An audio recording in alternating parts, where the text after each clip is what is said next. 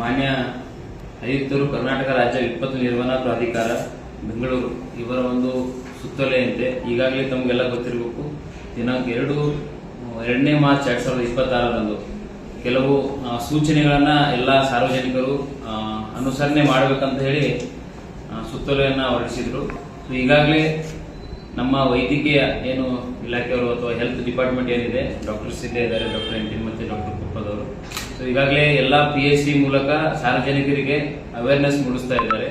Heat waves ಯಾವ ರೀತಿ ಇದೆ ಅಂತ, ಯಾಕಂದ್ರೆ ನಿಮ್ಗೆ ಗೊತ್ತಿರಬೇಕು, ಈ ವರ್ಷದ್ದು ಹೀಟ್ ವೇವ್ಸ್ ಮತ್ತೆ ಕಳೆದ ವರ್ಷದ ಹೀಟ್ ವೇವ್ಸ್ ನಾವು ಕಂಪೇರ್ ಮಾಡಿದ್ರೆ ಬಹಳಷ್ಟು ಈ ವರ್ಷ ತಾಪಮಾನ ಅತಿ ಗರಿಷ್ಠ ಮಟ್ಟದಲ್ಲಿ ಇರ್ತಾ ಇದೆ.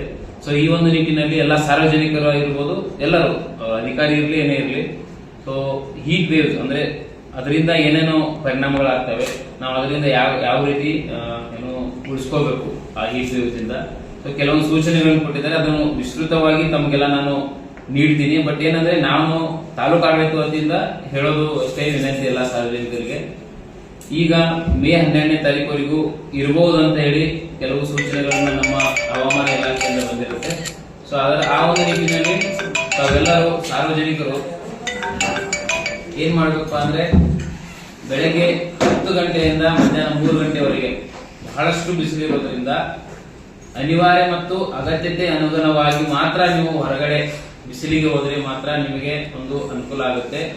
ಇದ್ರ ಜೊತೆಗೆ ಏನಂತಂದ್ರೆ, ನಿಮ್ಗೆಲ್ಲ ಗೊತ್ತಿರಬೇಕು, ಹೀಟ್ ವೇವ್ಸ್ ಅಂದಾಗ ಸನ್ ಸ್ಟ್ರೋಕ್ಸ್ ಅಂತ ಕರಿತೀವಿ, ಶಾಖಾಘಾತ ಅಂತ ಅಂತಾರೆ. ಅದರಿಂದ ಬಹಳಷ್ಟು ಆಯಾಸ ಇರ್ಬೋದು, ಏನು ಆಯಾಸ ಅಂದ್ರೆ ನಿಮ್ಗೆಲ್ಲ ಕೈಕಾಲು ನೋವು ಬರೋದು, ತಲೆನೋವು ಬರೋದು, ಅಥವಾ ಹಸಿವು ಆಗದೆ ಇರೋದು ಬಹಳಷ್ಟು ಇರ್ತವೆ. ಈ ತರ ಏನಾದ್ರೂ ಬಂದ್ರೆ ದಯವಿಟ್ಟು ತಾವು ಅದನ್ನು ಸಮೀಪದಲ್ಲಿರುವಂತಹ ಒಂದು PSC ಗೆ ವಿಸಿಟ್ ಮಾಡಿದ್ರೆ ಖಂಡಿತ ಅದೇನಂದ್ರೆ ಒಂದು ನಿರ್ಜಲೀಕರಣ ಅಥವಾ ನಾವು ಡಿಹೈಡ್ರೇಷನ್ ಅಂತ ಕರಿತೀವಿ.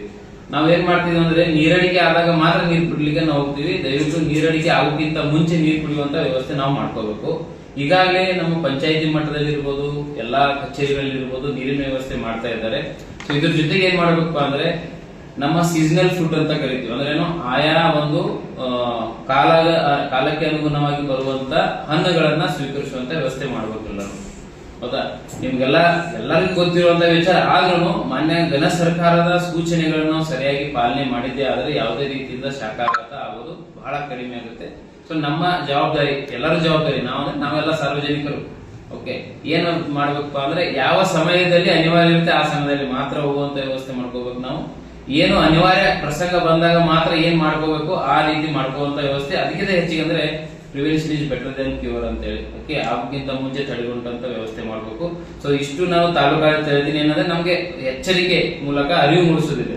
ಸೊ ತಾವೆಲ್ಲ ಮಾಧ್ಯಮದವರು ಏನಿದ್ದೀರಿ, ಪತ್ರಿಕಾ ಮಾಧ್ಯಮ ಸ್ನೇಹಿತರು, ಇದನ್ನ ಸ್ವಲ್ಪ ಹೆಚ್ಚು ಸಾರ್ವಜನಿಕರಿಗೆ ಮುಟ್ಟುವಂತ ಆಗ್ಬೇಕು. ಕೆಲವೊಂದು ತಮ್ಗೆ ಸೂಚನೆಗಳು ಏನ್ ಕೊಟ್ಟಿದ್ದಾರೆ ಸೂಚನೆಯಲ್ಲಿ, ಅದನ್ನ ನಾವು ವಿವರವಾಗಿ ಮತ್ತೆ ನಾನು ನಿಮ್ಗೆ ಕೊಡ್ತೀನಿ.